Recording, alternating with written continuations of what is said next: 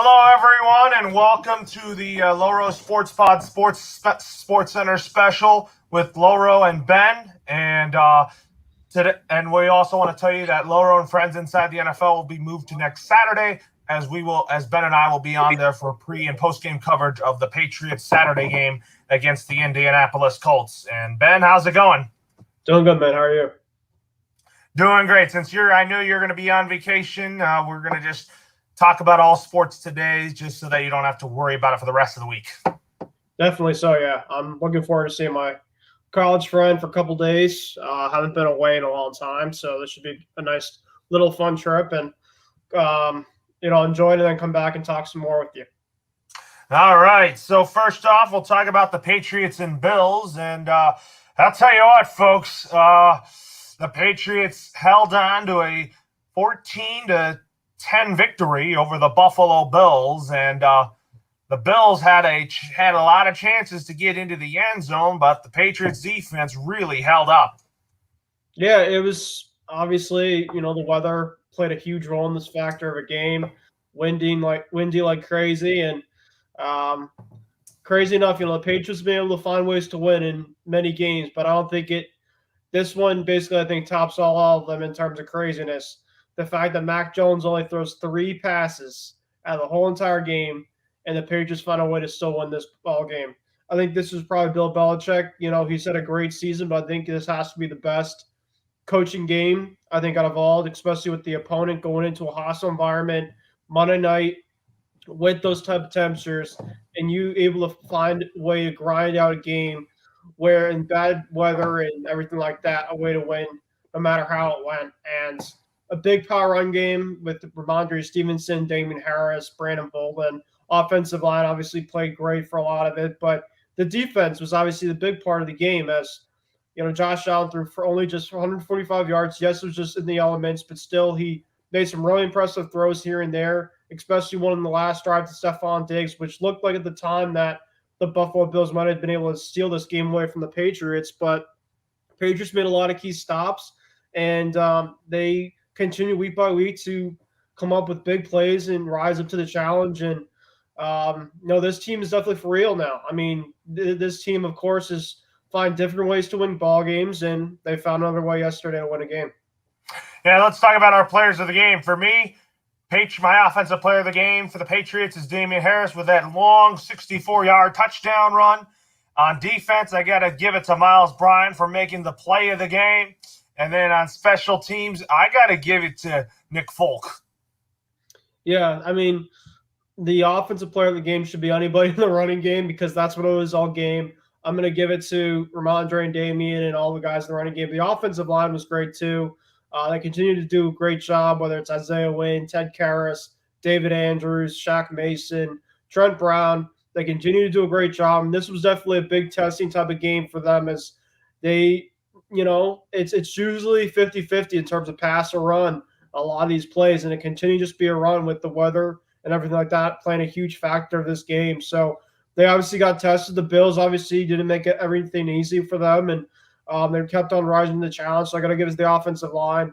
Offensive player, though, I'll probably give it to Harris as well. My defensive player of the game last night was Adrian Phillips. He made some key deflections off of Dawson Knox, especially that one at the end of the game where Josh Allen had to roll to his right, which is his dominant side. He made some plays yesterday to his dominant side, especially in those type of temperatures, which is pretty impressive.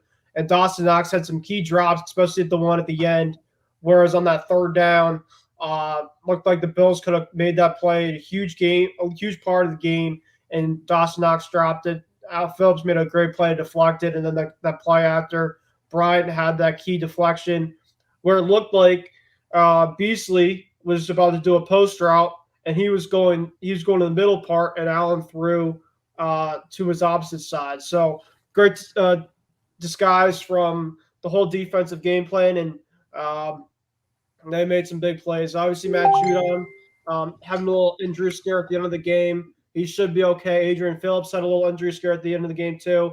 So guys definitely are getting a little bit beat up, but Loro, this is now obviously the bye week. So any way you can find a way to grind out even a close game, which was going to happen against a really good team, it's obviously great to see a win. And then the special teams, you got to give it to them. I mean, Nick Folk continues to be Nick Folk, and obviously the win and stuff didn't play a factor in his game.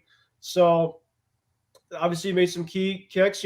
Every point mattered in a game like this, especially, and he made some big kicks to be a factor in this game. Absolutely. What a game for the Patriots, especially before the bye week. So the Patriots basically don't get 2 weeks off. They get a week off. They get the Colts next. And Ben and I will be saving our keys to the game for our pregame show next Saturday. Yep, I'm looking forward to Indianapolis, but I'm looking forward to also seeing in terms of some of the NFL games that are coming up this week. I'm not having to kind of get a free Sunday off with no Patriot football, even though it's great to have them on, obviously, but we'll get to see if Tom Brady can take care of his friendly face, the Buffalo Bills, which he's dominated for so long. And it's obviously big implications for the Patriots. And another team too, Loro, which I have to give you a lot of credit for, that is starting to make really good strides, is the Miami Dolphins. I didn't think that they had it in them. You told me that they would turn around and it looked like they were absolutely dead in the water. And you're pretty spot on, as yes, they've beaten some not so great teams, but they continue to find ways to win. And Miami is 6-7. They're making some headways too, and they're considered now in the hunt. So the AFC East, between the Pats, the Bills, and the Dolphins, I think, the Bills are that team right now, which they're in must-win. Patriots, obviously, with that win yesterday.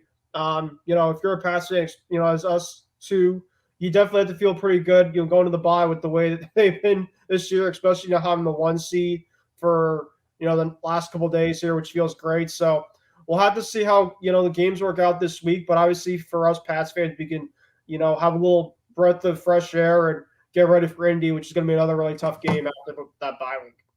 It is going to be a very tough game, that's for sure. So, anyways, Ben, we did this game last week, so do you want to do that quick pick for the NFL so that we can keep tally before we move on to Lakers Celtics? Sure. All right, we'll get to our quick picks here for week 14. Crazy to think, Laura, that we're already into week 14 of this NFL season. It's definitely been flying by.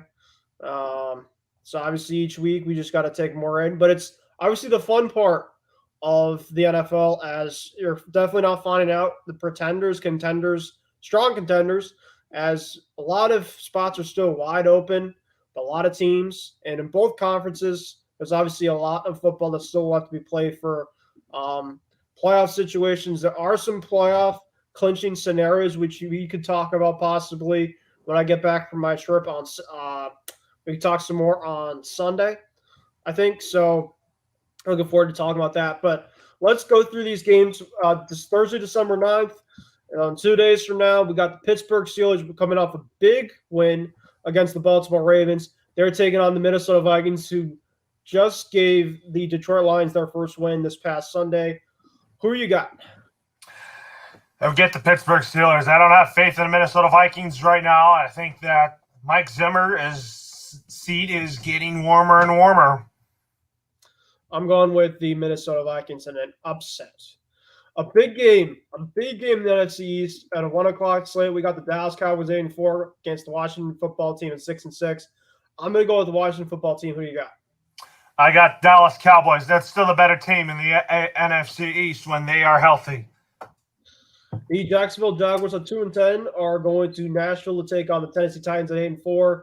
Julio Jones is officially now back for the Tennessee Titans. That's a huge part to their game if he can make a key contributor, but just as another key weapon as they're trying to get some guys back. Kevin Byard, the safety, one of their top Pro Bowl players in the defense, he is activated too, so they're starting to get healthy here. Give me the Titans in this one. I'm going with Tennessee as well, so we're pretty much in clean sweep there. The 4-8 Seattle Seahawks go to Houston to take on the very struggling, mightily Houston Texans at 2-10. Give me Russell Wilson, Seattle Seahawks. Russell's another big week. I'm going with Russell Wilson as well. But speaking of the Texans, you should watch this video on Twitter that there was a fan that held a sign that said, sell the team to Cal McNair. And he also said some very bad words to Jack Easterby. I'm not surprised, Laura. That's obviously for a team that's in big let's just say in a bad situation, big bad. A big in the AFC West matchup, Derek Carr and the Oakland Raiders take on Patrick Mahomes and the Kansas City Chiefs at Arrowhead Stadium. It's going to be a fun one, a close one. I'm going to go with the Kansas City Chiefs. It's going to be fun, like you said, but I'm going with Kansas City. I just think that Patrick Mahomes is he's playing better than he was in the first half of the season. But do I think the Chiefs are going to make it to the Super Bowl? Probably not. We'll have to see. The 5-7 New Orleans Saints take on the 3-9 New York Jets, and I'm going to go with the Jets in this one. Zach Wilson played not a crazy bad game last week against Philly, and the Saints are a lot banged up, with a lot of key guys. I think this is a big week for the Jets, and I think they're going to win this game. I'm still going to go with the Saints here. They need to find a way to get into the playoff mix, and Taysom Hill's got to play better, and he knows that. And I think that the Saints, to me, even though they're done, they could still lose to teams like the Jets, which wouldn't be surprising. Yeah. The 5-7 Atlanta Falcons take on the 5-7 Carolina Panthers. I'm going to go with Cam Newton and the Carolina Panthers in this one against the Atlanta Falcons. That's a good choice, but I'm going to go with Matt Ryan and the Atlanta Falcons here. A great matchup in the AFC North. We got a lot of big matchups this weekend, and this is also another big one. Lamar Jackson and the 8-4 Baltimore Ravens take on Baker Mayfield in the Cleveland Browns in Cleveland for another big 1 o'clock game. I'm going to go with the Cleveland Browns in this game. I'm not really trusting Baltimore and their offense right now. I'm going to go with the Baltimore Ravens. I just think Cleveland is not healthy right now. The 4-8 New York Giants traveled to take on Justin Herbert and the Chargers at 4 o'clock slate. I'm going to go with Justin Herbert and the Chargers with this win. I'm going with Justin Herbert and the LA Chargers as well.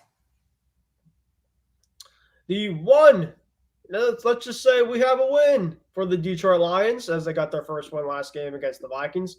1-10-1 Detroit Lions go to Mile High Stadium to take on the 6-6 Denver Broncos. Denver's coming off the Sunday night loss against the Kansas City Chiefs. I'm going to go with Denver here. I'm with you on that. I'm going to go with Denver. I just thought that Detroit got lucky to get this win, but I feel like that if they get a road one, I wouldn't be surprised if they beat Denver. This game got flexed. This is a great game. The 6-6 San Francisco 49ers take on the 7-5 Cincinnati Bengals. Isaiah's team, you are going to lose, I think. I'm going to go with Joe Burrow and the Cincinnati Bengals. But this is going to be a really fun game, and I would not be surprised if the 49ers won. I'm actually going to go with the Cincinnati Bengals as well. I just think that they came off a very tough loss to the San Francisco to the LA Chargers, and I really think that the Chargers are the Bengals, however, they're going to play much better. This is probably the best game of the whole weekend. It's going to be a fun one. Can't wait. This is one that probably me and Loro are looking forward to the most.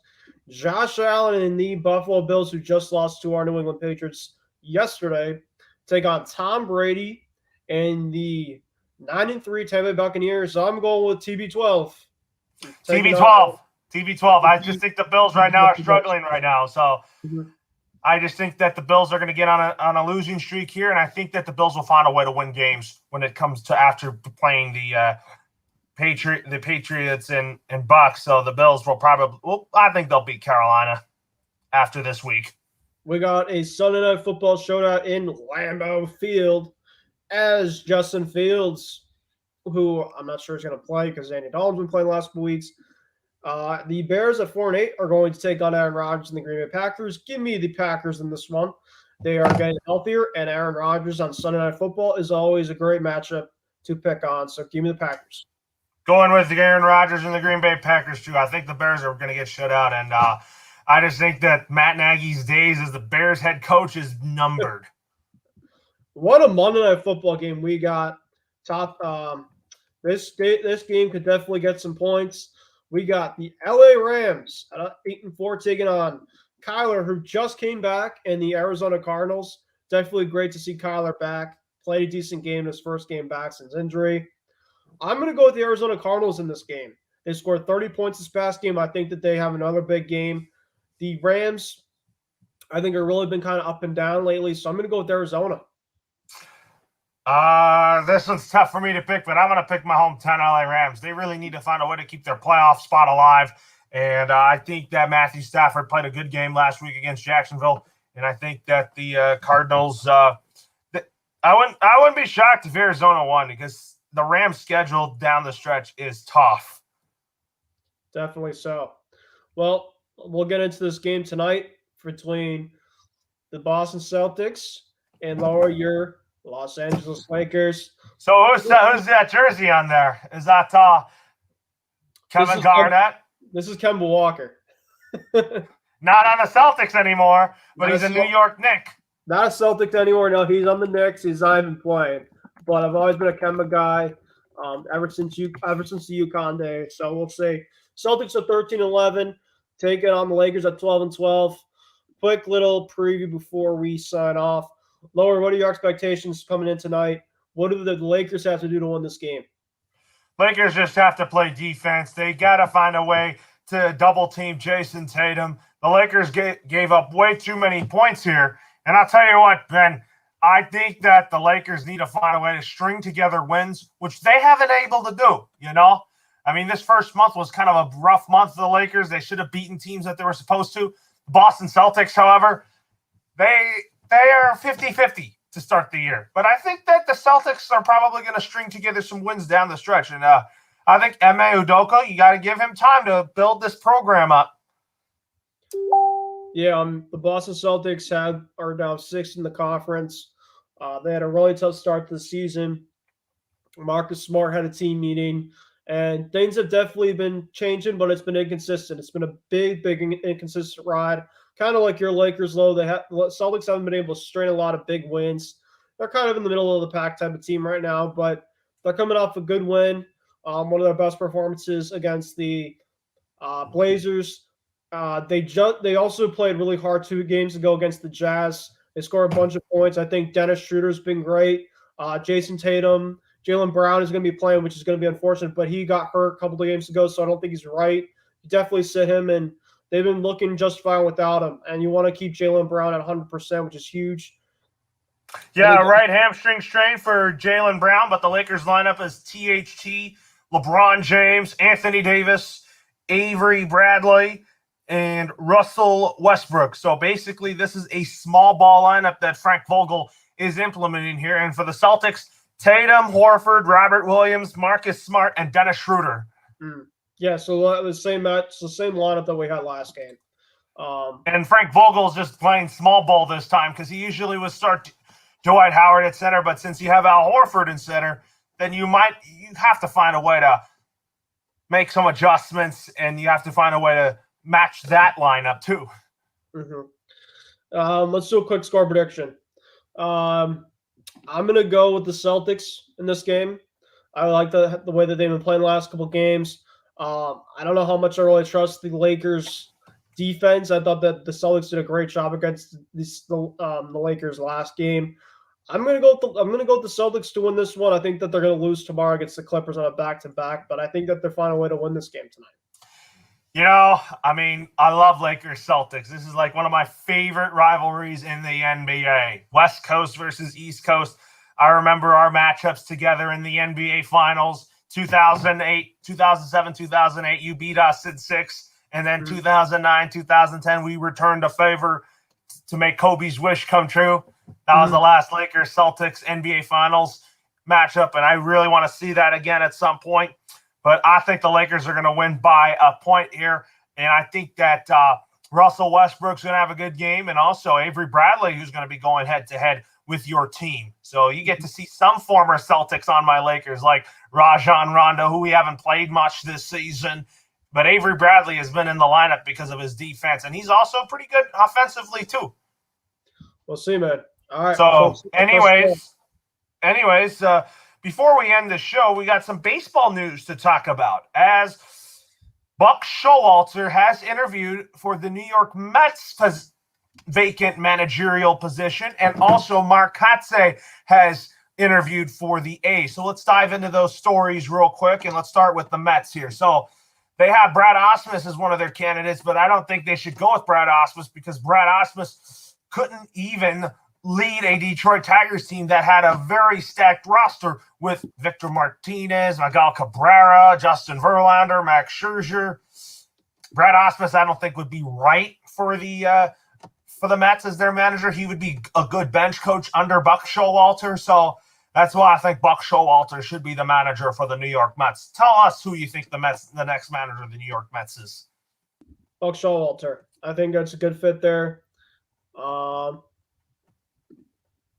I really think that Max Scherzer actually pursued Buck Showalter to become the Mets manager. I think that would be a great thing for them. It would be. I think the NL East is going to be really good if you get Buck Showalter. You get Brian Snitker, Joe Girardi, and then Buck Showalter, then Don Mattingly, and then Dave Martinez of the Washington Nationals. And for the A's, they've interviewed Joe Esperanza, the Astros bench coach, and then you know this name from the Rays. They interviewed their bench coach for their managerial position. But really, my pick to be the A's manager is Mark Kotze. And tell us if you think he would be the right fit for the A's as their manager, because knowing Mark Kotze was a player for the A's in the past. Yeah, Kotze would be an interesting one, too. I don't know where Kotze could go, but he's definitely should be considered. He should be considered, but when it comes to the Red Sox stuff after the lockout, do you think that you guys should get another left-handed bat to kind of balance out your lineup? I was kind of thinking Gregory Polanco should be a Red Sox because Chaim Bloom could follow the Andrew Friedman method. We'll have to see, man. I mean, it's going to be a couple weeks, I think, since I kind of can get myself back into baseball, to be honest. Just because, with all the lockout situation, I mean, there's not a whole lot of news. But, Polanco would be interesting. I haven't really heard much about it. I want to get Suzuki, the Japanese guy, though. He seems like a really good player. Yeah, and then before we end it, do you have any updates on your Boston Bruins hockey team? Not a whole lot. They're going on a West Coast trip starting tomorrow in Vancouver. They're a little bit banged up. Bruce Cassidy's in COVID protocol. So hopefully he'll be back. And, I mean, they've been on and off. They had a really good game against Tampa the other night. They lost in OT, but they came back from 2-0. Brad Marchand is coming back, which obviously is a huge part to our offense. And a lot of the offense kind of rides through him. So they should be okay. They're kind of been streaky too, like the Celtics have. But hopefully that they have a really good road trip starting tomorrow. Yeah, absolutely. So some final thoughts here. I kind of want to hope that the Lakers beat the Celtics, and I would like to talk to you about it after the game on text, tell you what your thoughts are. This is our second meeting together. The Lakers are trying to avoid the season sweep of the Celtics. Yep, hopefully we can sweep, but it'll be tough. Wouldn't be shocked if you guys pulled this one out on us because we're just so streaky. We won the other night. We usually go back to back of trying to make ourselves not win games here and there, but it should be a lot of fun. Looking forward to it. Yeah, Ben, I mean, I hope you have a fun time in Washington, D.C. You're going to go some sightseeing and all that? Well, we'll see. I mean, I'm really there to kind of really see my friends, and we'll try to see. Where? Are you going to stay in their college room or something? He's a former college buddy of mine. I'm going to his house. He lives about half an hour, 40 minutes away from DC. So I'm going to be spending time at his place. And his town has quite a bit of stuff. Not a whole lot, but he has some stuff there. So it should be a really fun time. Oh, is he into sports as well? Yeah, loves basketball. Oh, you got Wizards to talk about with him. Yeah, he's a Heat fan. He's a Colts fan. He likes basketball and football. Oh, okay. So, anyways, Ben, we'll talk to you on Sunday for the extra point, and we'll have our baseball show next Wednesday, and then we'll also have our football show both next Saturday, pregame and postgame. That was good, man. Have a good one, all right? All right. That's it.